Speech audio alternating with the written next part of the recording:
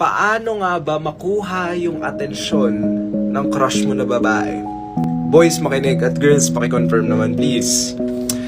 Kuya, hindi ka maniniwala sa sasabihin ko, pero para makuha yung atensyon ng babaeng gusto mo, ang kailangan mong gawin, huwag mo siyang pansinin. Huwag mong ibibigay sa kanya yung atensyon. Kasi for some reason, yung mga babae, gusto nila yung hindi nila kayang kunin. Gusto nila yung nahihirapan sila.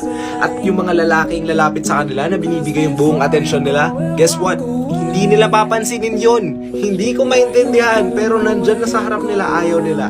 Gusto nila yung hindi sila pinapansin. Gusto nila yung kailangan nilang paghirapan yung atensyon. Gusto rin ng mga babae na nahihirapan sila. Hindi ko maintindihan bakit, pero yun ang sikreto. Pakiconfirm naman, girls.